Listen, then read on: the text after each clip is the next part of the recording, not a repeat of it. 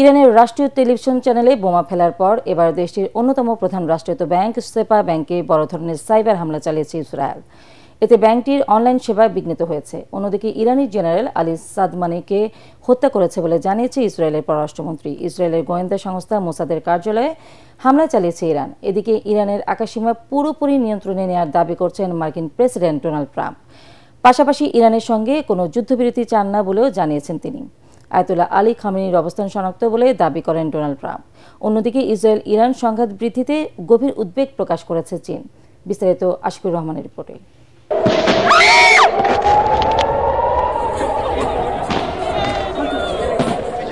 টানা 4 দিন ধরে চলছে ইরান ইসরায়েলের হামলা পাল্টা হামলা। এরই মধ্যে স্থানীয় সময় বিকেলে ইরানের অন্যতম প্রধান রাষ্ট্রায়ত্ত ব্যাংক সেপাহ ব্যাংকে সাইবার হামলা চালিয়েছে দখলদার ইসরায়েল। এতে ব্যাংকটির অনলাইন সেবা বিঘ্নিত হয়েছে।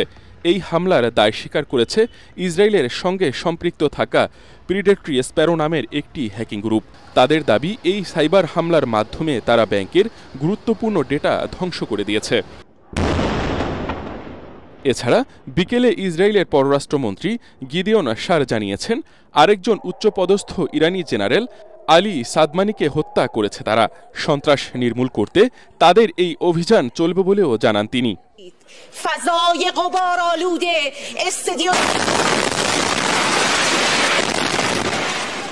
এর আগে ইরানের রাষ্ট্রায়ত্ত সংবাদ মাধ্যম IRIB এর সদর দপ্তরে হামলা চালায় ইসরায়েলি বাহিনী। এই হামলার ঘটনাকে কাপুরুষোচিত বলে মন্তব্য করেছেন দেশটির পররাষ্ট্রমন্ত্রী আব্বাস আরাকচি।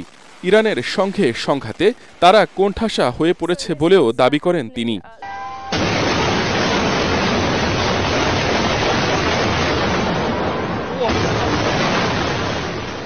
পাল্টা হামলায় ক্ষতবিক্ষত ইসরায়েলের তেল আবিব। এরই মধ্যে ইসরায়েলের গুরুত্বপূর্ণ সামরিক ও গোয়েন্দা স্থাপনায় পাল্টা হামলা চালানোর দাবি করেছে ইরানের ইসলামী বিপ্লবী গার্ড বাহিনী। তেহরান ভিত্তিক তাসনিম বার্তা সংস্থা জানিয়েছে, তারা ইসরায়েলের একটি সামরিক গোয়েন্দা কেন্দ্র এবং মোসাদের একটি পরিকল্পনা পরিচালনা কেন্দ্রে ক্ষেপণাস্ত্র হামলা চালিয়েছে। এর আগে ইসরায়েলের নিজস্ব গণমাধ্যমে বিষয়টি নিশ্চিত করা হয়।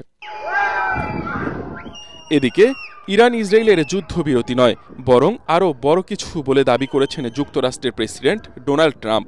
কানাডায় G7 শীর্ষ সম্মেলনে অংশ নেয়ার পর তিনি জানান, যুদ্ধবিরতি নয়, অপেক্ষা করছে আরও বড় কিছু। ইরানিদের তেহরান ছেড়ে যাওয়ায় এটি নিরাপদ। ইরানের উচিত ছিল যে পরমাণু চুক্তি স্বাক্ষর করা। আমি তাদের চুক্তি করতে বলেছিলাম। তাদের শহরগুলি টুকরো টুকরো হয়ে গেছে, অনেক মানুষ হারিয়েছে। তবে এখনই যুদ্ধবিরতি নয়, বরং আরো বড় কিছু হতে চলেছে। অন্যদিকে ইসরায়েল ও ইরানের মধ্যে সংঘাতের তীব্রতা বৃদ্ধির বিষয়ে গভীর উদ্বেগ প্রকাশ করেছে চীন। বেইজিংয়ে পররাষ্ট্র মন্ত্রণালয়ের মুখপাত্র গুয়ো জিয়াকুন পরিস্থিতি কমাতে তাৎক্ষণিক পদক্ষেপ নেওয়ার জন্য সকল পক্ষকে আহ্বান জানান। ইসরায়েল ও ইরানের মধ্যে সংঘাত উভয় দেশই যথেষ্ট ক্ষতি করেছে এবং হতাহতের ঘটনা ঘটেছে। আমি উভয় পক্ষকেই শান্তি ফিরিয়ে আনতে স্বাগত জানাই। গত 13 জুন ভোর 4:30টার দিকে ইরানে ইসরায়েলি বিমান বাহিনীর অভিযানের মধ্য দিয়ে শুরু হয় ইরান ইসরায়েলের সংঘাত। এখনও এই সংঘাত চলছে। ইতিমধ্যে উভয় দেশের প্রায় 500 মানুষ নিহত হয়েছেন এবং আহত হয়েছেন আরও প্রায় 1000 জন। Ashiqur Rahman, ATN Bangla.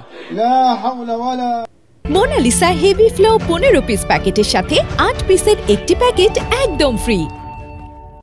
Israel Iran সংঘাত বন্ধে আন্তর্জাতিক সম্প্রদায়কে এগিয়ে আসার আহ্বান জানিয়েছে বাংলাদেশ। ভারপ্রাপ্ত পররাষ্ট্র সচিব রুহুল আমিন সিদ্দিকী ব্রিফিংয়ে জানিয়েছেন, তেহরানে দূতাবাসের কর্মকর্তাসহ 400 জনকে নিরাপদ আশ্রয়ে সরিয়ে নেওয়া হচ্ছে। ইরানে যেসব বাংলাদেশিরা নিরাপদ আশ্রয়ে যেতে চান তাদের সহায়তা করা হচ্ছে বলেও জানান তিনি। লন্ডন সফরে ব্রিটিশ প্রধানমন্ত্রীর সাথে প্রধান উপদেষ্টার বৈঠক না হলেও সফরটি সফল হয়েছে বলেও দাবি করেন ভারপ্রাপ্ত পররাষ্ট্র সচিব। ইমদাদুল্লাহ বাবুর রিপোর্ট। ইসরায়েল ইরান পাল্টাপাল্টি ক্ষেপণাস্ত্র হামলা, বেসামরিক হতাহতের ঘটনা এবং দুই দেশের বিভিন্ন স্থাপনায় ব্যাপক ক্ষয়ক্ষতি বিশ্বব্যাপী বাড়াচ্ছে উদ্বেগ। 5 দিন ধরে চলা সংঘাতে নিজ নিজ নাগরিকদের নিয়ে উদ্বিগ্ন বিভিন্ন দেশের সরকার।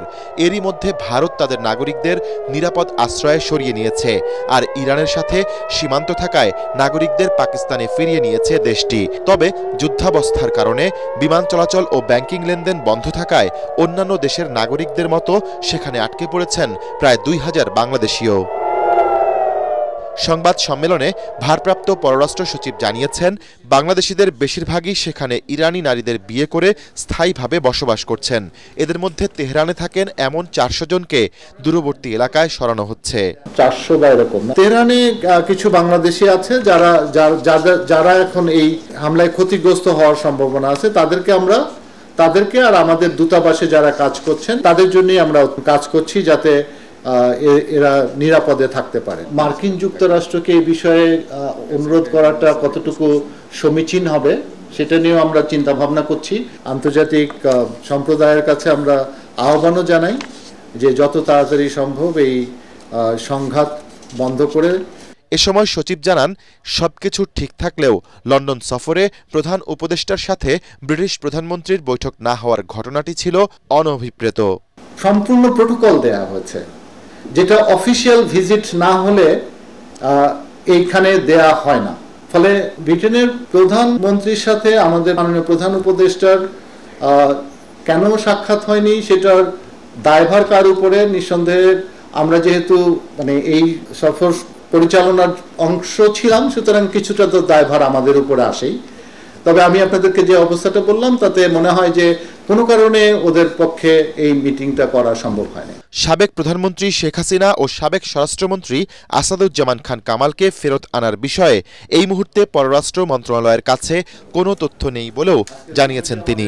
এই বিষয়ে তো এই মুহূর্তে আমার কাছে কোনো তথ্য নেই, আমি এই বিষয়ে কোনো উত্তর দিতে যাচ্ছি না। সচিব আরও বলেন, ভারতে অবৈধভাবে বসবাসরত বাংলাদেশিদের পুশিন বন্ধে দিল্লিকে আলোচনার প্রস্তাব দিয়েছে ঢাকা। সবাই ভালো থাকবেন। ইমদাদুল্লাহ বাবু, ATN Bangla, Dhaka.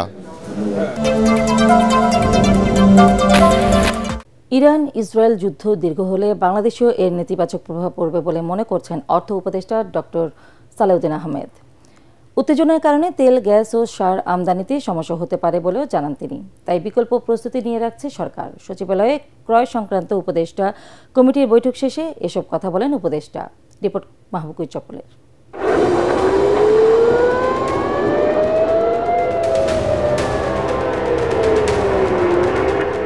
Iran Israel যুদ্ধ কাঁপিয়ে দিয়েছে গোটা বিশ্বকে।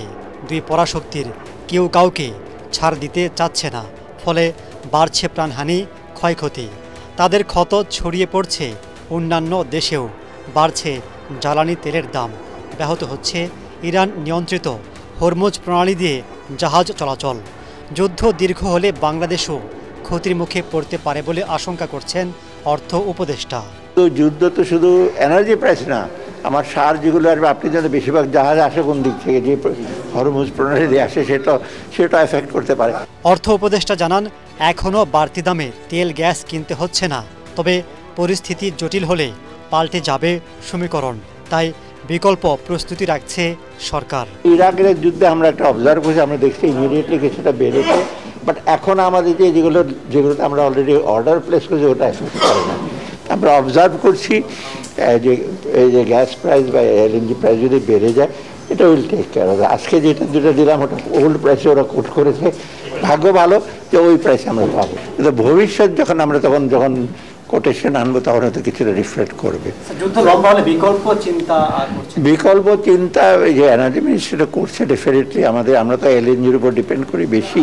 তিনি আশা করেন যুদ্ধ দ্রুত শেষ হবে, তবে কোনো দেশের পক্ষ নেবে না বাংলাদেশ।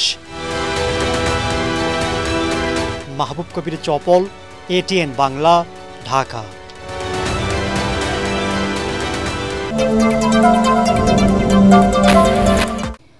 জাতীয় ঐক্যমত্য গঠনের লক্ষ্যে আগামী মাসের মধ্যে একটি জাতীয় সনদ তৈরি করা সম্ভব হবে বলে জানিয়েছেন জাতীয় ঐক্যমত্য কমিশনের সহসভাপতি ডক্টর আলী রিয়াজ।